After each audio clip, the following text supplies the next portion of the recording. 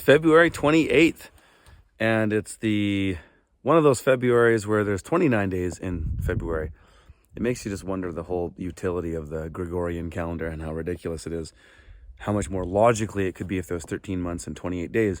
That aside, I wanted to do a quick vlog update on the homestead and kind of talk about the pond and, I don't know, just a little bit of plans.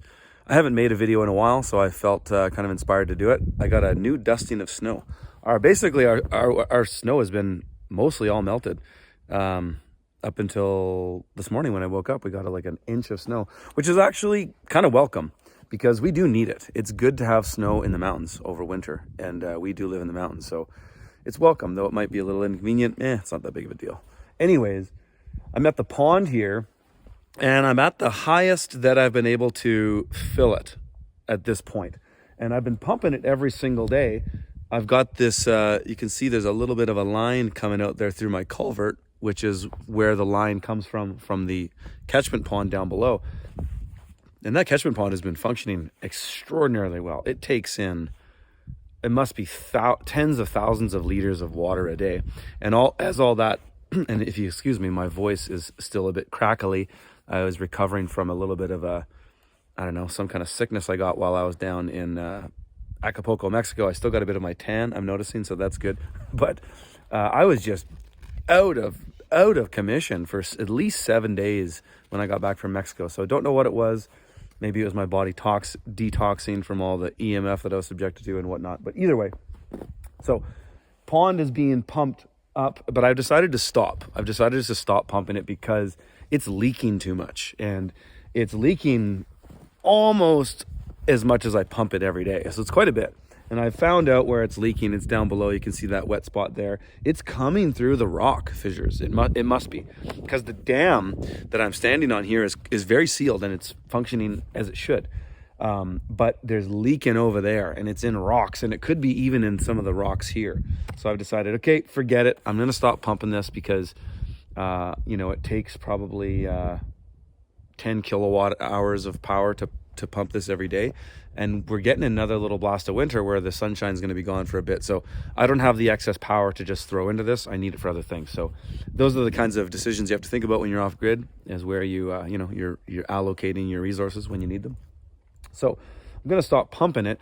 And I had my pond guy up here yesterday, and we have decided to do something pretty radical with this pond come summer. So basically what's kind of happening here is I go along this other part of, this isn't the dam, but it's another part of the dam in a way. It just doesn't have a lot of hydrostatic pressure because water's coming down below it, which is also making it build up here. And then it's also working its way down there. And that's also part of the reason why it's wet down there. It's two reasons. It's the pond is leaking and that. And so I had a conversation with my pond guy yesterday about, well, why don't we just kind of rebuild this pond? Not fully, but just rebuild it so that it gets passive water coming in. I don't have to do this pumping, and it'll make it quite a bit bigger. But I think we can handle it because the water I see coming in is consistent. I mean, it's overflowing. That pond, despite me pumping it 12 hours a day at a rate of 5 GPM, so let's say that's 50, so let's say 60 gallons of, what would that be? I forget what, anyways, you figure it out. Too much for me to process right now in the morning. But 5 GPM for 12 hours a day, I'm pumping uphill, and it's still more water. That pond is still taking more water and overflowing into the culvert system, the whole drainage system of that pond. So that tells me there's a lot of water coming in, despite the fact that we haven't had that much snow. So what I'm going to do is this whole part of the pond here, we're going to get rid of all this material and bring it back this way, and we're going to open this pond up into the hillside. So you can kind of see the ground, even with this two-dimensional perspective, you can see that my ground goes up this way. And that's where all this shedding comes through. And we actually walked through the forest and really identified where the springs are coming up. And springs and forests are just fascinating because they seem to defy gravity. As far as just the water going down and following the path of least resistance. When you have the sponge effect of a forest floor, water gets attracted into it, and it seems to just kind of move all over the place. It's really interesting. Anyways, what we can do is essentially extend this dam over to here. So this is more bedrock. That's more bedrock, that knob there. So basically we're going to bring the pond out into this way, and then we'll seal it. Like I'll come in with dry bentonite clay in the summer and we'll properly seal this whole damn thing. I don't think we'll need a geotextile liner. Quite confident we can do it with bentonite clay. I've talked to a number of guys now who say that will be the solution. And so we'll open it up this way. So we'll have to take out some trees in here and basically hollow out another almost the size of this pond area, maybe 2/3 the size of this area will now be pond. And then the top of it won't be bermed. The landscape will just work its way into it.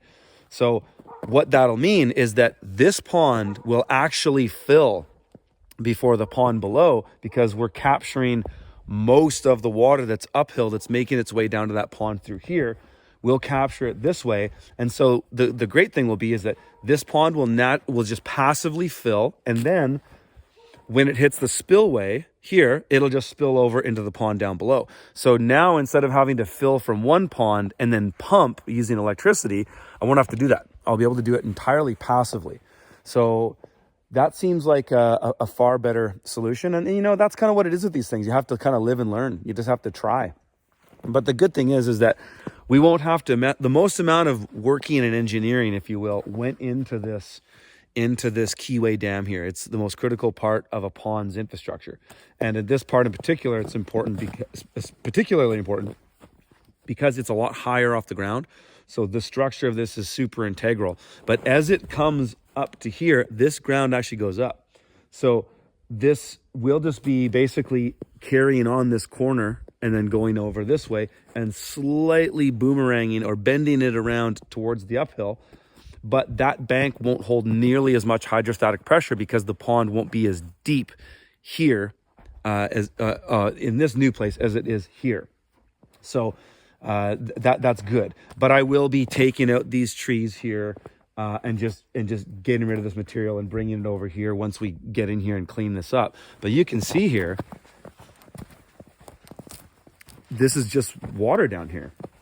And some of that might be seeping through from this pond. That's definitely possible because this material wasn't as clean as some of the material that was used in the dam. However, this is a little bit lower of a level, and I lasered it.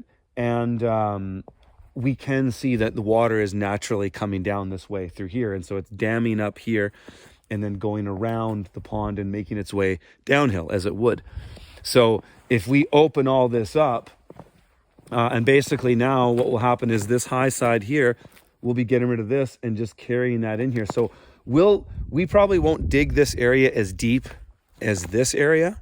We'll more or less just keep it shallower, and it'll be in the trees and stuff, and it'll kind of look like that pond down below that's kind of shallow for part of it. The swimming part of the pond will definitely be here where it's open to the sky and it gets a lot more sunlight, but this will just become now a catchment that'll just be draining down into here. So I'm super excited about that, but unfortunately you kind of just have to try these things and see how they work, and then get at them again in the summer, because I won't be able to do this in the spring. There's still too much water coming in here, and we'll see how long this pond takes to drain. I'm basically stopping pumping it now, and I'm just going to let it just drain, and we'll see how long it takes.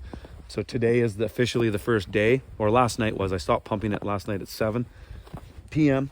And yeah, now we're just going to see how long it takes to drain. And so it's kind of cooled down recently.